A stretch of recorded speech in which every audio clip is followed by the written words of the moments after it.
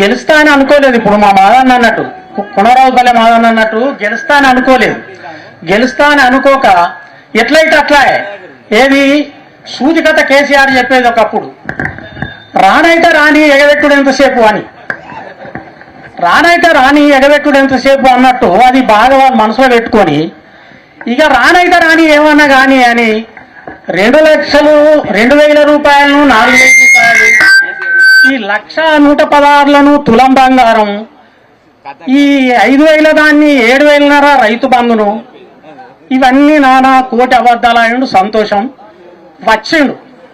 వచ్చిన కొడుకు మొదలు వాగ్దానం చేసినప్పుడు ఏమన్నాడు, ప్రతి రైతుకు అకౌంట్లో ఉన్న డబ్బు 2 లక్షల వరకు, 10,000 నుంచి 2 లక్షల వరకు కొడతా అని హామీ ఇచ్చింది. ఇక బుక్కు వేయింది గంగల.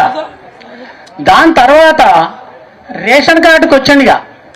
రేషన్ కార్డుకి ఎందుకు వచ్చిందా అంటే, ఒక రేషన్ కార్డు మీద అయ్యకుంటుంది, కొడుకుంటుంది, పెళ్ళానికి ఉంటుంది, మొగనికి ఉంటుంది. ఇవన్నీతో నేను పొడుగ్గాను, ఒక రేషన్ కార్డు మీద ఎందరాన్ని అని 2 లక్షలు ఇస్తా అన్నాడు. సరే మేము అనుకున్నాం, నీవు ఎంతైతే కంటే వాళ్ళ దగ్గర ఏం దాసవెట్టామా, వచ్చిన కాడికి వేస్తాయి అనుకున్నాం. మొదలు 50,000 అన్నాడు, పరద చూపించుండు చెక్కు. 2వ తారీఖు 1,50,000 అన్నాడు, స్టేజ్ మీదకి వచ్చి ఇంత పొడుగు చెక్కు చూపించుండు. ఇక 3వ తారీఖు 2 లక్షలైన వరకు అమెరికా ఒకనది. అమెరికా అయిన కొడుకు కాపుదనం కొడుకు ఏం చేసాడు, ఇంగ్లీష్ చక్కగా రాక ఆ శ్రీధర్ బాబుని ఎంబై పెట్టుకొని పోయిండు. మరి ఆడికి పోయి ఖాతా తీసేస్తాననే పోయిండు, అందరి రాజకీయవేత్తలకున్నది నాకు లేదని. మరి మనం పైసలు బాకీ తెస్తాననే పోయిండు. ఇది కాలే, అది కాలే, ఏది కాలే. వచ్చుడే ఏమంటాడు అంటే, మన ఇయ్యలేనోడు కావాలి, ఆవలేనోడు పోయిన వత్తనే హరీష్ రావుకు సిగ్గుందా, జరముందా, ఏదుందా, అది ఉందా, అట్లా 2 లక్షలు చేసేస్తానని పర్వ చూపించాం. 2 లక్షల రూపాయలు చూపిస్తానంటే మేమేమనుకున్నాం, ఇక మా ఇస్తారు కావచ్చు. నువ్వు వాగ్దానాలు చేసినవన్నీ, నువ్వు ఇచ్చినవన్నీ, నువ్వు అన్ని ₹1 లేకుండా 2 లక్షల వరకు మాఫీ చేసి, నువ్వు తులం బంగారం చేసి, ఈ 7,500 చేసి, ఈ భాగవతాలన్నీ చేసినాక నువ్వు కాపుదన కొడుకు, ఒక రెడ్డి జాతిలో పుట్టినావు.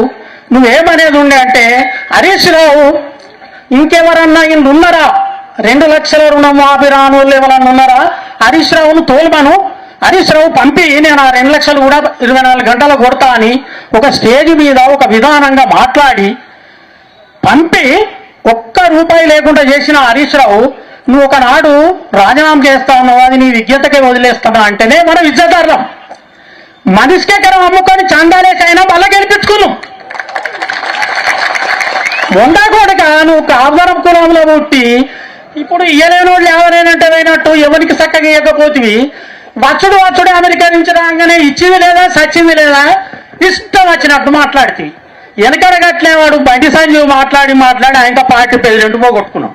మరి వీడు కూడా 5 ఏళ్ళు ఉంటాడా, ఈయన పార్టీ ప్రెసిడెంట్, ఈయనతో మంత్రి పదవి పోగొట్టుకుంటాడు.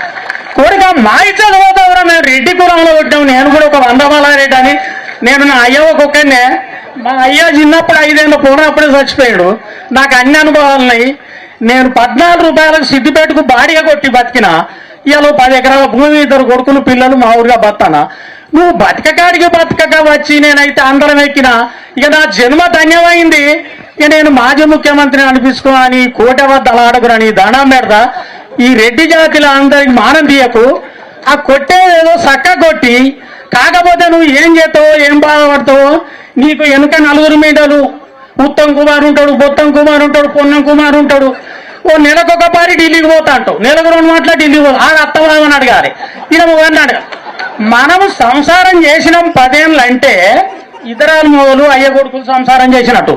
మాపడదాం పొద్దుదాంలో కేసీఆర్ పిలిపించుకొని హరీష్ రావు కేసీఆర్ 2 నిమిషాలు మాట్లాడుకున్నాడంటే, తెల్లారి అప్పు తెచ్చినరావు, చొప్పు తెచ్చినరావు, మనకు అన్న కటికిచ్చు. మరి ఇక నేను ఎక్కువసేపు మాట్లాడితే కూడా బాగున్నాయి. పెద్ద మనుషులు చాలా మంది మాట్లాడారు, బాగుండేది. ఇంకొక పని మనకు హరీష్ రావు గారు ఏం చేయాలంటే, ఇలా మండలిగా విలువంగానే ఇంతమంది జనాలు వచ్చారు, సంతోషం. వీళ్ళు మొత్తము రైతు బంధు రుణమాఫీ పడని వాళ్ళని చెప్తారు. ఇవరకు అన్న చెప్తే చేతులు లేవట్టిండ్రు, సారచ్చి అడగంగానే చేతులు లేవట్టిండ్రు. సరే, ఇప్పుడు ఈ జనాలు ఇప్పుడు మండల్ వైజ్గా కాదు, సిద్దిపేట జిల్లా వైజ్గా కాదు, ఇంకొక నెల రోజులు దసరేళ్ళ దాకా, దీపావళి దాకా చూద్దాము. ప్రతి మండలానికి ప్రతి కాన్ఫరెన్స్ కు మొత్తం బస్సులు పెట్టి అసెంబ్లీ దాకానైనా కానీ కట్టుబడి ఇదే కండిషన్ మీద నిలబడి మనకు ఎన్నోసార్లు బొక్క తినబెట్టిండు, చికెన్ తినబెట్టిండు, మటన్ తినబెట్టి ఈసారి ఎన్ని లక్షలైనా ఖర్చు కానీ బస్సులు పెట్టి వీళ్ళందరినీ ఒకసారి మాకు హైదరాబాద్ చూపించగలరని నేను దయచేసి సభాముఖంగా చెప్తున్నా. హరీష్ రావు గారికి ఈ పని చేస్తాడని కూడా నేను ఆశిస్తున్నా. మీ అందరికీ ధన్యవాదాలు పేరు పేరు. సరే, తప్పకుండా మల్లన్న నువ్వు అన్నట్టు దీపాలు వెళ్ళేదాకా చూద్దాం. కాకపోతే అందరం బస్సులు కట్టుకొని హైదరాబాద్ పోదాం. సరే, అంశాపూర్ ఎల్లగౌడ్ సార్. ఎల్లగౌడ్ సాబ్ బాగున్నావా?